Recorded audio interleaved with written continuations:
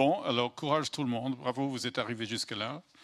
Et on va continuer encore parce qu'il y a plein de sujets extraordinaires à discuter. Et donc, je profite simplement de ce moment pour vous rappeler une chose. C'est-à-dire le 4 mars de cette année, Résilience a eu le plaisir et l'honneur d'inviter Madame le conseiller d'État Anne Hiltpold, ministre en charge de l'instruction publique et de la formation et de la jeunesse. Et lors de cette intervention, ils ont discuté avec une table ronde autour de cette question de le rôle de l'éducation dans la question de leadership inclusif et de transformation sociétale.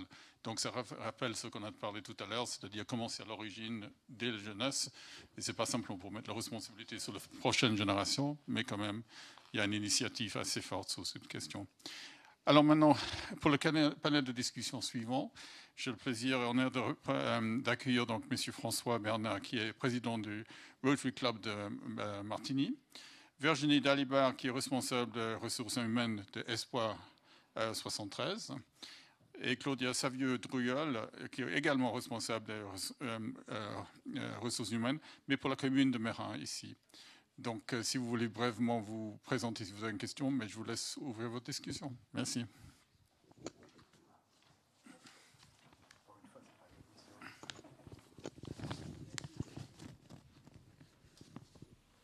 Est-ce que ça fonctionne? Est-ce que ça fonctionne?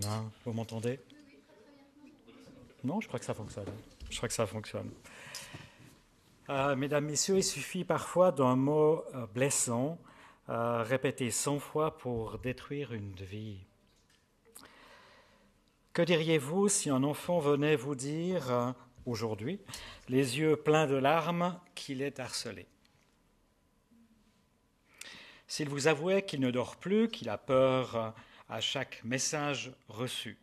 Le vrai problème, ce n'est pas seulement le harcèlement, c'est le silence, l'indifférence, le regard détourné. Trop de jeunes souffrent sans que personne ne les voie. Mais en Valais, comme dans de nombreux cantons suisses, nous avons décidé de regarder cette problématique en face. Le 8 mai dernier, nous avons lancé notre projet contre le harcèlement chez les jeunes à Martigny. 450 personnes réunies pour une soirée de conférence, d'échanges avec des experts, des familles, des enseignants, des artistes. Oui, car parfois, seule la poésie peut dire l'indicible. Cela montre une chose. Au niveau médiatique, notre journal cantonal a consacré plusieurs pages à cette problématique autour de cette conférence, mais aussi en marge. Et ça démontre que c'est une vraie problématique qui touche les gens.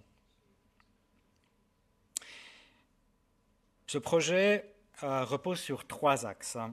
Détecter, intervenir et soutenir. Détecter, former, équiper des adultes, plus d'adultes possible bien sûr, qui se trouvent autour de ces jeunes, des éducateurs, des chauffeurs de bus, des entraîneurs et bien sûr les parents aussi. Car le harcèlement ne commence pas toujours dans la cour d'école, il peut naître sur le trajet du matin, dans un vestiaire, sur un groupe WhatsApp ou autre réseau. Il peut durer des mois dans le silence le plus total. Mais aussi, comme je l'ai dit, intervenir avec des méthodes adaptées, comme une méthode que vous connaissez peut-être, PICAS, fondée sur la préoccupation partagée. Une approche bienveillante, efficace, qui responsabilise, apaise et accompagne à la fois la victime et l'auteur. Soutenir par une action pérenne ancrée dans les structures déployées en valais, en français et en allemand bien sûr, pour que chaque jeune, pour nous valaisans, bénéficie d'un environnement sûr.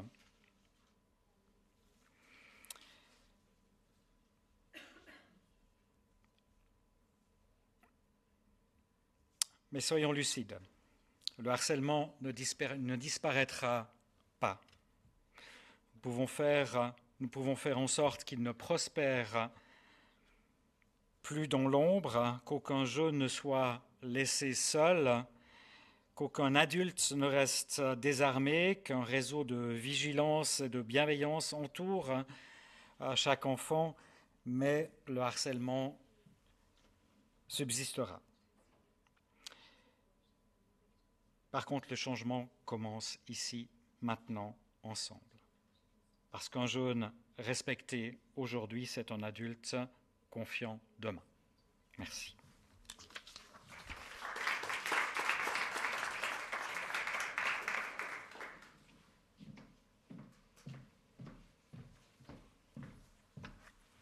Bonjour à tous, je m'appelle Virginie Dalibard, je suis responsable ressources humaines au sein d'une association, Esport 73. C'est une association qui œuvre pour les personnes en situation de handicap psychique. Alors qu'est-ce que le handicap psychique ? Eh bien, ça recouvre un éventail assez large. C'est aussi bien une personne comme vous et moi qui à un moment dans sa vie fait une dépression ou un burn-out et n'arrive pas à remonter la pente. Et auquel cas, on intervient pour l'accompagner dans le retour vers le milieu ordinaire. C'est aussi une partie du spectre autistique, c'est aussi le trouble bipolaire et puis la schizophrénie. Donc ça recouvre tout ça. Notre association, elle accompagne environ 400 personnes. Et donc on les accompagne à la fois sur le retour vers l'emploi, à travers des ESAT. Donc ce sont des milieux de travail privilégiés, en tout cas, qui peuvent les accompagner. Et puis, on les accompagne aussi sur le retour vers un logement. Et ces personnes sont accompagnées, encadrées par environ 123 salariés, qui sont nos salariés, bien sûr. Et ces salariés... Donc nos salariés doivent les accompagner, retourner vers un milieu ordinaire. C'est aussi les accompagner sur les habiletés sociales. Et nos salariés donc, sont dans la bienveillance, dans la bientraitance, sont dans l'inclusion vis-à-vis des personnes qu'on accompagne. Et puis parfois, entre eux, ils peuvent manquer de cette bienveillance. Ce qui fait qu'un jour, je me suis retrouvée avec un dossier pour harcèlement sexuel. Et donc j'ai dû faire une enquête. Et puis au cours de cette enquête, je me suis aperçue que des femmes pouvaient dire que la victime, vu les tenues vestimentaires qu'elle portait, elle ne pouvait que s'en prendre à elle-même. Ce qui n'est pas entendable. Cette enquête avançant, il s'écoule à peu près 2-3 mois et je suis saisie pour un dossier, cette fois-ci pour des propos racistes. Pareil, toujours de salariés envers d'autres salariés. Donc je me dis qu'au sein de notre structure, il y a un problème, puisqu'on accueille, on est très bienveillant, bien traitant envers les personnes qu'on accompagne, puisqu'on les accepte dans leurs différences, mais on est capable de faire des discriminations très fortes envers nos collègues. Et ça, c'est pas possible. On est dans le social, c'est notre cœur de métier, c'est la façon qu'on a de travailler, et elle doit être aussi en respect vis-à-vis de nos collègues. Donc je me suis posé la question de ce que je pouvais faire sans que ce soit... je voulais quelque chose de marquant, quelque chose qui puisse vraiment être opérationnel et que les salariés aient conscience de ce qu'ils pouvaient dire. Ce qu'ils pouvaient tenir des propos qui étaient, que ce soit en groupe ou que ce soit juste en tout petit comité, mais qui pouvaient être déplacés. Donc j'ai cherché des formations, j'ai cherché des actions à mettre en place, et je ne voulais absolument pas de quelque chose qui soit trop théorique. J'avais plein de propositions, d'offres de formation avec des psychologues. Je voulais absolument rien qui dure 8 heures. 8 heures de théorie, il n'en serait sorti rien. Et je ne voulais pas non plus qu'en tant qu'employeur, j'ai juste coché la case « à fait ». Je voulais vraiment que ce soit marquant. Et j'ai trouvé dans Résilience la solution à la problématique. On a pu monter ensemble un programme, quelque chose qu'on a étalé sur 3 ans. Et donc, sur ces 3 ans, on a formé notre personnel par petits groupes. Et aujourd'hui, je peux dire que cette formation, elle a quand même, elle a remis en question beaucoup de pratiques. À la fois, à la fin de chaque formation, chaque session, les salariés rentraient et disaient on n'a plus rien le droit de dire. Alors oui et non. On a toujours le droit de dire des choses. Il y a un contexte, il y a des choses qu'on peut dire, d'autres qu'on ne peut pas dire. Puis il y a des salariés qui étaient complètement réfractaires, d'autres qui continuent encore aujourd'hui à tenir des propos sexistes, qui les assument. Donc pour l'instant, ça n'a pas de conséquences pour eux. On a beau lui dire de faire attention, voilà. Donc pour lui, il faut l'accepter comme il est. Donc cette personne-là, un jour, fera peut-être un écart de trop, on verra. Je préférerais qu'on reste dans la prévention et en tout cas d'être prévenant aussi à l'égard des collègues de travail. Il est connu pour ça, il continuera. J'espère que tout se passera bien pour lui. Voilà, donc c'est ce qu'on a pu faire. On a donc formé l'essentiel de nos salariés, sachant que dans nos salariés, il y a il y a l'épuisement qui est là, l'épuisement professionnel, il arrive au bout de 3-4 ans. Donc il y a quelques salariés qui ont bénéficié de cette formation, qui sont déjà partis, mais qui l'emportent avec eux. Parfois, nos salariés partent, ils reviennent, parce que finalement, l'herbe n'était pas si verte à côté, elle était bien chez nous. Donc ils reviennent, et cette formation, elle existe toujours. Et pour terminer, il y a quelques jours, j'étais sur un des sites, on a un baroscope qui nous a été fourni donc, par Resilience, et les salariés, parfois, sont devant ce baroscope, et je les ai vus tenir des propos entre eux, qui parfois insupportaient une personne ou une autre, et ils montraient le baroscope en disant là, t'es dans le rouge, ou là, t'es dans l'orange. Donc ça leur sert aussi pour dire à la personne stop. Alors ça se fait sur le ton de l'humour, mais c'est fait, c'est dit, et chaque personne retrouve le respect dont il a besoin. Voilà, je vous remercie.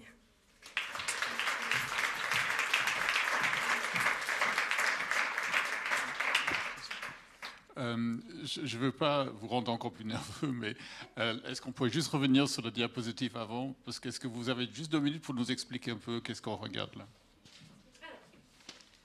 Vous voulez le microphone? Alors, sur ces...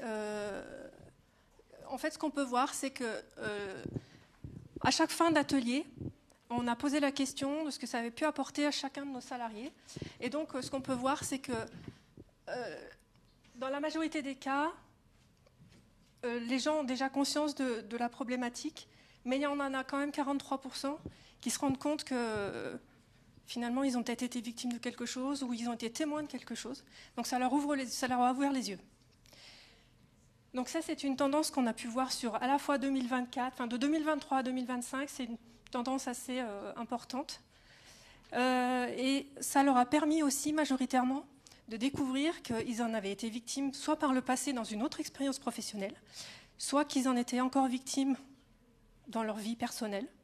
Donc ça leur a permis de voir quand même que on en parle, et puis eux, ça les a amenés à comprendre qu'ils en étaient déjà victimes, ou alors qu'ils en avaient été témoins par ailleurs. Et aujourd'hui, la plupart de nos salariés se sentent plus à l'aise pour signaler un cas. Pourquoi ils se sentent plus à l'aise? Parce qu'avant, ils avaient peur de faire une dénonciation. Alors oui, certes, c'est une dénonciation, mais ne rien dire, c'est être aussi acteur de l'agression.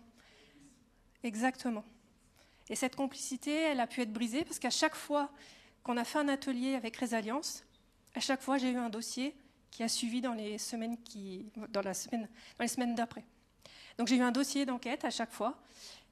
Donc sur 3 ans, j'ai 3 dossiers d'enquête pour j'ai eu agression sexuelle, harcèlement sexuel, propos racistes.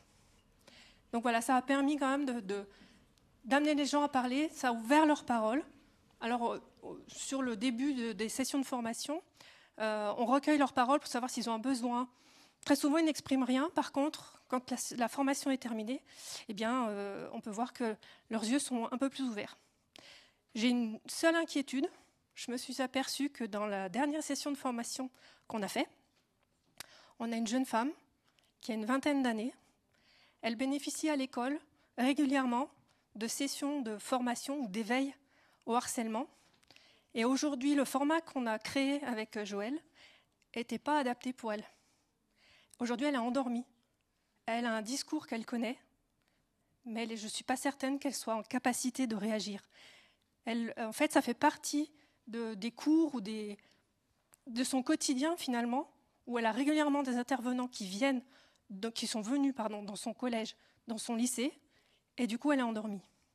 Et donc, je me dis que peut-être cette génération qui arrive, elle a été formée, elle a été éveillée, mais peut-être pas suffisamment de manière concrète. Donc, je ne sais pas comment il va falloir agir avec ces profils-là. Voilà.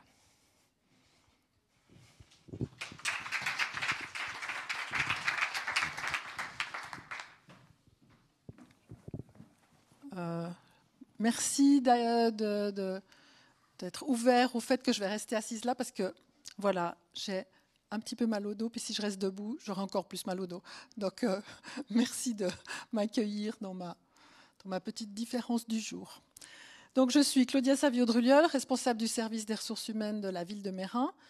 La ville de Meyrin, c'est environ 850 collaborateurs, mais 460 de collaborateurs, collaboratrices, fonctionnaires et beaucoup d'auxiliaires, de jobs d'été, de gardiens de piscine, etc. C'est 15 services avec des prestations qui vont de la culture à l'environnement, la voirie, la comptabilité, la petite enfance. Donc, on voit une série de métiers vraiment très, très, très, très importantes. Et puis, quand je suis arrivée à Meyrin en février 2024, j'avais notamment une injonction, une recommandation, comme on dit, de la Cour des comptes. Et dans cette recommandation de la Cour des comptes, nous avions notamment de renforcer notre système de prévention des risques psychosociaux. Alors, non seulement une injonction de la Cour des comptes, mais une très grande volonté aussi du conseil administratif de la ville, et notamment par ma conseillère administrative déléguée, qui quitte maintenant et qui s'appelle Nathalie Leuenberger, qui m'a mis en contact avec Joëlle Payom. Et j'aimerais revenir sur l'importance, peut-être pour aller après plus loin dans les détails, ce qu'on a fait, l'importance d'être soutenu au plus haut niveau pour pouvoir mettre en œuvre, avoir les moyens et vraiment avoir un message qui vient de la hiérarchie, de l'autorité, pour dire maintenant, on va y aller, on va aller ensemble, on va aller voir qui on est, comment on se comporte, parce que finalement, c'est un peu notre humanité qui est là derrière, hein, parce que qui est le harceleur, qui est le harcelé. Des fois, on est étonné parce qu'on devient le harceleur, on a voulu bien faire, on était énervé. D'autres fois, c'est un peu plus tordu, un peu plus plein de souffrance. Moi, je préfère encore aller là-dedans. Donc, en fait, ce qui a été important dans le programme qu'on a mis en place, et ça m'a bien plu parce que tu disais, on en parle. Et en fait, notre programme, on l'a appelé « On s'en parle ». Et on s'en parle parce que finalement, ce qu'on voulait, c'est qu'on arrive à amener le sujet, qu'on sorte du tabou, qu'on sorte du non-dit. Il y avait beaucoup, dans diverses enquêtes qui avaient été faites, le fait qu'on n'ose pas parler, la question des représailles. Et donc, avant de venir avec des discours trop compliqués ou trop avec des injonctions, nous nous sommes dit, avec Joëlle et avec Nathalie Leuenberger, il faut absolument qu'on puisse ouvrir le débat et qu'on puisse le faire dans des conditions assez sympathiques. Et c'est vrai que notre choix est allé aussi sur Résilience Joëlle Payom, parce que je pense que ces sujets qui sont difficiles, qui sont durs, qui sont aussi pas très drôles du tout, c'était important de pouvoir les aborder avec toutes sortes de profils, avec des gens plus ou moins, avec des profils plus ou moins de longs parcours scolaires, d'autres qui maîtrisent difficilement même des fois la langue. Il fallait qu'on ait quelque chose d'inclusif finalement. Donc c'est comme ça qu'on a construit notre programme On s'en parle, qui est environ 4 à 5 heures. On voulait 4 heures, mais ils finissent par faire 6 heures. Donc là, on a dû un petit peu On doit encore revoir. On a plus de 1300 heures, plus de 200 personnes sont déjà passées par cet atelier dans lequel on a construit aussi, donc il y a toute la partie légale, puis après la partie des petits films très intéressants pour situer, définir de quoi on parle. Et puis après, nous avons construit des situations avec Joël en identifiant 10 situations que j'avais dans mon petit panier, où j'avais des situations, par exemple, une jeune femme un jour de pluie, une cadre qui arrive au travail un jour d'été très chaud, donc jour de pluie, bien dégoulinante d'eau, et voilà que le collègue dit « Ah, tu nous fais le coup du t-shirt mouillé ». Et puis la jeune femme ne savait plus comment se comporter, elle a tiré sa jaquette, etc. Donc on avait cette situation-là. Après, je ne les ai pas tous en tête là maintenant. Il y avait toutes des situations vécues dans la commune, alors anonymisées, un peu généralisées. Et ça a permis d'ouvrir. Et les gens disaient « Ah, mais ça s'est passé chez nous ». Ah ben oui, ça s'est passé chez nous, et puis etc., etc. Et donc ça a permis de vraiment se dire c'est pas quelque chose qui se passe ailleurs. Ça c'est aussi important, ça se passe chez nous, et puis ça se passe entre nous. Et ça a vraiment été, en tout cas, ça a été vraiment une ouverture. Il y a eu tout d'abord vraiment, alors bien sûr que c'est obligatoire. L'employeur, on se doit en tant qu'employeur de donner ces formations. Maintenant, nous n'avons pas voulu le rendre obligatoire au titre vraiment, tu dois y aller. Et les 15 premiers ateliers, on a réussi à remplir avec des personnes qui avaient envie. Et au début, ce qu'on a même fait, c'est qu'on a fait des pilotes, on a cherché ceux qui seraient capables d'être ambassadeurs. Parce qu'il fallait quand même rendre ouvert, en tout cas que les gens n'aient pas peur. Parce que bien que nous soyons une commune vraiment où les gens, on a un très petit turnover, donc les gens sont bien, on a des bonnes conditions de travail, on fait beaucoup de choses pour les collaborateurs, mais il y avait quand même cette peur, ce climat de peur. Donc on a vraiment choisi des gens ambassadeurs, ambassadrices, et puis peu à peu, on a pioché dans notre groupe de gens intéressés, passionnés, et puis ce qu'on a vu, c'est que le dernier atelier, le 21 mars, c'était de loin pas tout le monde a passé, mais déjà une grande partie. Mais on a vu une espèce d'essoufflement de ceux qui avaient envie d'y aller. Et j'ai dit, voilà, c'est une voiture balai, chef de service qui n'y est pas allé, remplissez le cours. Et là, on a eu tout à coup pas du tout le même retour. On a eu des gens qui n'avaient pas envie, mais vraiment pas envie. Et donc là, il va falloir réouvrir une réflexion. Comment on fait maintenant pour aller vers ces personnes qui ont moins envie, qui disent, qui critiquent, qui peuvent même aller assez loin. Puis là, Joël n'est pas encore au courant, mais on a fait un petit flyer où c'est écrit « On s'en parle ». Et alors, il y avait l'affichette, et puis dans une cafétéria d'un des services, ils ont tracé « On s'en parle » et puis ils ont écrit « On s'en branle ». Eh oui. Donc, on voit que la pédagogie doit continuer. Et que derrière tout ça, ce n'est pas des gens qui ont envie de mal faire, mais c'est certainement d'autres choses. C'est un dialogue avec la hiérarchie, c'est un dialogue avec les collègues, etc. etc. Mais en tout cas, cette première vague a été très positive, a ouvert vraiment. Maintenant, les gens, comme tu disais, les gens disent « Ah, on s'en parle », ils se font des clins d'œil, et puis ils disent « Ah, mais là, on ne peut plus dire », mais dans un mode très, très avenant. Mais c'est vrai qu'aujourd'hui, avec aussi ce qui se passe actuellement dans le monde, il n'y a pas eu besoin d'avoir beaucoup de retours en arrière pour nourrir ceux qui étaient un petit peu pas très friands d'aller là-dedans. Donc moi, je ressens en tout cas là une nécessité de me reposer, de refaire un travail, de revoir notre concept, parce qu'avec ceux qui ont envie, ça ouvre, ça libère. Il y a plein de gens qui sont sentis très mis en confiance. Mais ceux qui sont comme ça encore un petit peu dans le combat, qui ont l'impression qu'on va les brimer, qu'on va atteindre à leur liberté, qu'on en fait trop, ceux-là, je dois dire qu'aujourd'hui, il va falloir qu'on trouve collectivement, avec les professionnels, des trucs, des manières d'aller les chercher, Parce que à Meyrin, et je conclurai avec ça, ma grande chance, c'est que nous annonçons régulièrement, les conseillers administratifs le redisent à chaque séance de service, c'est tolérance zéro. Tolérance zéro. Ça ne veut pas dire qu'on va pendre par les pieds, les mettre dans le goudron et les plumes, ceux qui font des fantaisies, mais c'est tolérance zéro, on reprend, on recadre. Ça nous oblige aussi, ça nous fait aller vers une revisitation de nos directives et process sur le cadrage, le recadrage, l'avertissement. Donc ça nous amène à revoir des process qui sont utiles. Et tout ça dans un dialogue, une bientraitance, même si c'est des choses compliquées à dire, il faut qu'on puisse les dire avec humanité. Et puis aussi avec, peut-être je conclus encore une dernière fois, c'est ce que j'ai noté, je crois qu'on en parlait juste avant, c'est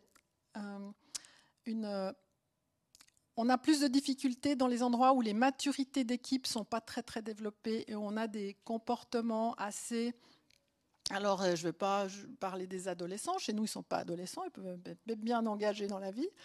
Mais on a des comportements comme ça où on se dit « waouh !»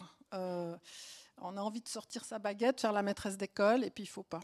Donc voilà, moi c'est mes défis actuels, c'est d'aider les équipes à gagner en maturité, d'aller chercher les gens qui frisent le code et de leur dire « non mais ça serait quand même tellement mieux là-dedans parce que c'est ton travail, c'est ta mission, c'est notre lien, on n'est pas copains. » Tu reçois un salaire, et si tu reçois un salaire, il y a des comportements, on utilise les outils, et puis on dialogue, parce que je pense que sans s'en parler, c'est pas possible.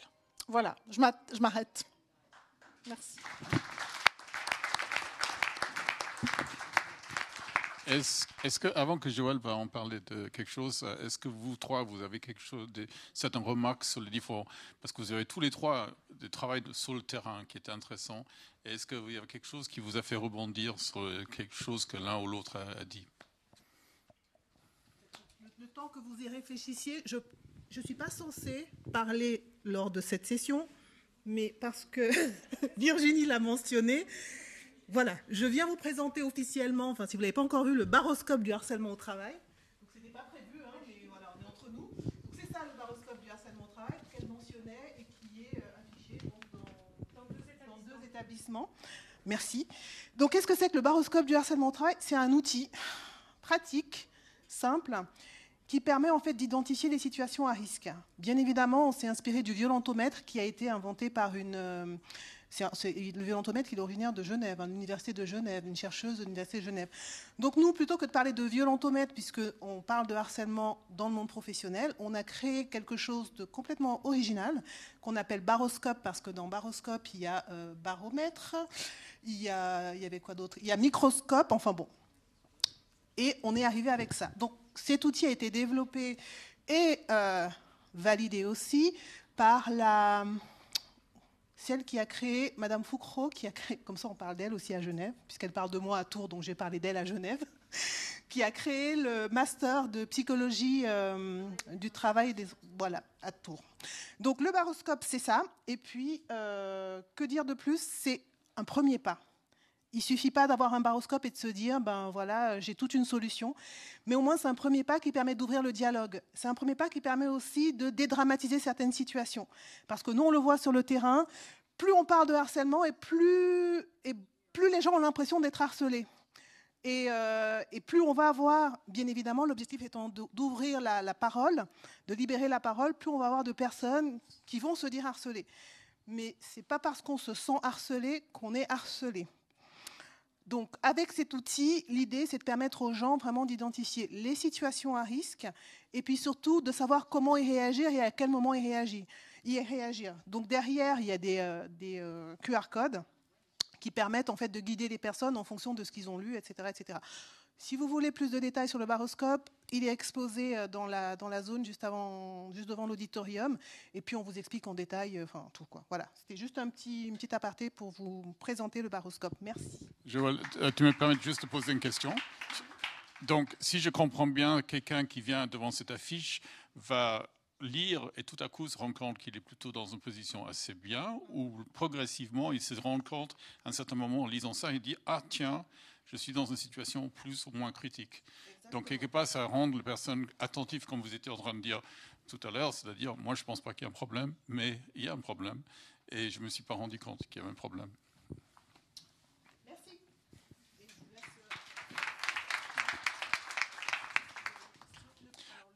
On vous a entendu, donc si vous voulez parler. Oui, moi ce que je peux dire ou ce que je retiens en fait de l'échange qu'on a entendu, c'est l'importance de parler en fait des problématiques et l'importance aussi dans un certain stade, ou jusqu'à un certain stade, c'est de ne pas brimer en fait les auteurs, mais de les confronter en fait à la problématique et de pouvoir en parler avec eux. Souvent, ça résout pas mal de soucis. Moi, j'ai un projet plutôt avec des jeunes, la même chose avec des adultes.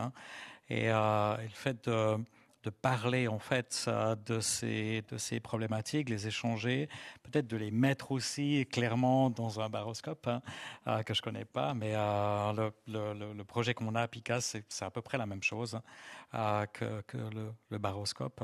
Et je pense que c'est une des clés en tous les cas pour des situations, je dirais, légères, voire moyennes. Après, tout ce qui est pénal, c'est encore autre chose, bien sûr. Oui, c'est vrai que ce baroscope, ça permet effectivement à des gens de pouvoir identifier là où ils en sont. Éventuellement, si un de leurs collègues est dans un de ces états. Et par rapport à ce qu'on a pu échanger, je trouve que nos vécus s'imbriquent un peu les uns dans les autres. On a des vécus à la fois différents et à la fois il y a vraiment des interactions qui sont évidentes. Enfin, quand on intervient auprès des enfants, on sait qu'un enfant harcelé peut devenir harceleur. C'est pas une obligation, mais en tout cas, ça veut dire que moi, dans l'entreprise, vous, dans l'entreprise, enfin toi, dans l'entreprise, il peut y avoir un salarié, qui devient harceleur. On peut aussi devenir harceleur sans s'en rendre compte, parce que parfois, on n'arrive pas à échanger avec quelqu'un. Mais en tout cas, je trouve que dans nos échanges, il y a des choses qui se recoupent et en fait, on peut faire une chaîne quelque part sur certaines thématiques transversales qu'on a et qui se rejoignent. Mais les problématiques, elles sont certes différentes, mais ça reste toujours la même chose puisqu'on est tous réunis là pour la même thématique en fait. Très bien parlé. Eh bien, merci beaucoup. Je voulais peut-être juste dire, si vous permettez, juste vraiment, parce que je trouve que François, ce que tu as dit, si tu me permets, je tutoie moi, mais... Nous, on va aller aussi. Bon, alors ça va, ça va aller. Donc, c'est vraiment se parler. Et derrière, c'est la peur Enfin, on revient sur des trucs assez basiques de l'humain, quoi. Et plus j'avance, plus je vieillis, plus je suis sage. J'aimerais bien, mais plus c'est vraiment si la personne arrive à avoir moins peur. Si on augmente un petit peu la confiance, qu'elle ressent quelque chose, parce que elle n'a même pas besoin d'avoir confiance, mais qu'elle ressent qu'elle n'est pas agressée, déjà, on progresse. Et je pense que, en tout cas, moi, je mets toute mon énergie là-dedans. Et puis, peut-être je saoule les gens au travail, mais on s'en parle. Et puis, ça désamorce. Voilà. Donc, finalement, c'est simple.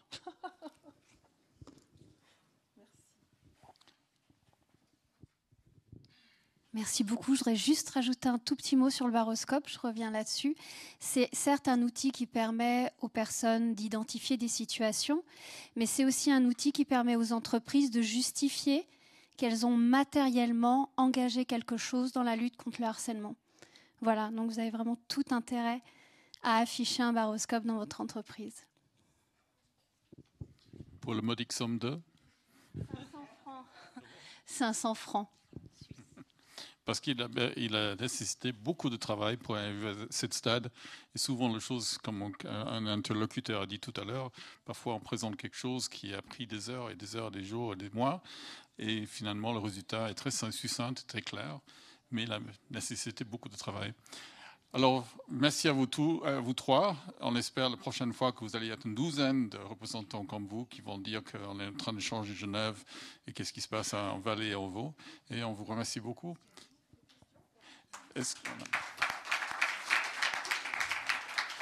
Alors, je ne sais pas si vous avez des questions, mais comment on va avoir... On vous réserve une petite surprise à 17h. Il est 16h40 en instant. Je me trompe. Non, c'est 10.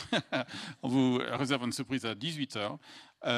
Est-ce que vous avez encore des questions ou est-ce que vous préférez prendre une petite pause?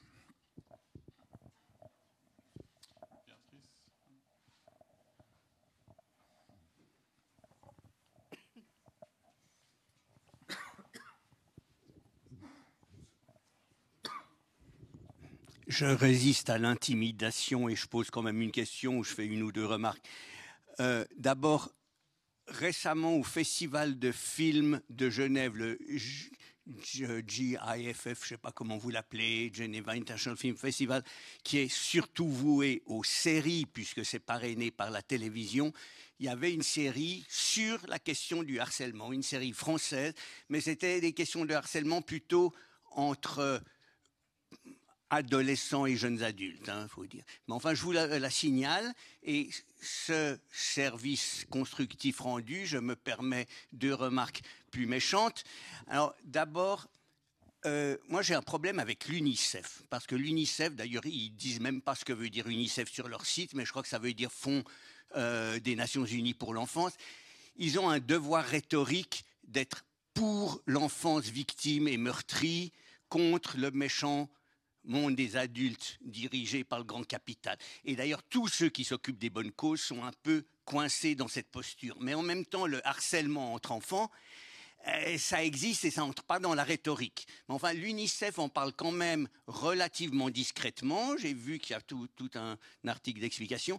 Peut-être que ce serait aussi un canal pour les gens comme vous de pousser, de bousculer un peu les organisations de prestige qui sont censés s'occuper de ces choses. Et puis, la troisième remarque, puisque la dame qui s'occupe des ressources humaines à Meyrin, c'est bien ça, a tenté de réveiller l'auditoire en utilisant un ou deux gros mots, sans succès, je vais aussi essayer d'aller dans son sens en la taquinant un peu.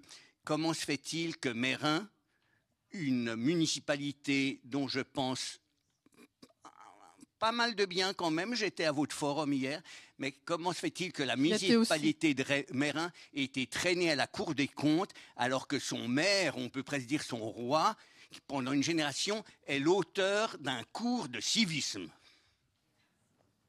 Alors, est-ce qu'on a des jokers dans les gros mots? Est-ce qu'on a des jokers?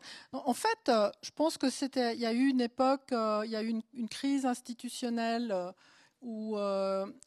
qui a passé dans la presse, où il y a eu 2 conseillers administratifs qui étaient en arrêt maladie, et il a fallu les remplacer. Il y a eu Mme Salerno et M. Kramer à l'époque. Et donc, quand deux personnes d'un conseil administratif sont en arrêt, après il y a des questions, puis on investigue les ressources humaines, parce que c'est toujours la faute aux ressources humaines. Donc voilà. Mais alors, Cour des comptes m'a validé la recommandation, notre système, on a présenté tout ce qu'on a fait avec Joël, et puis on a eu la coche verte. Voilà.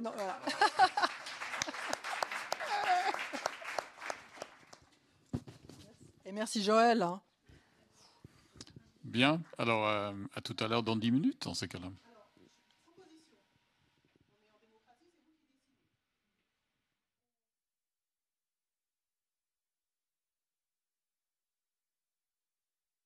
Timing. Donc on a une petite surprise artistique pour vous qui était prévue maintenant. Donc est-ce que vous souhaitez faire une pause maintenant, revenir dans 5 minutes maximum, ou est-ce qu'on enchaîne avec la surprise, mais du coup on enchaîne avec la table ronde, etc. etc. C'est vous qui décidez. 5 minutes de pause? Ok. On se retrouve là dans 5 minutes. Merci beaucoup.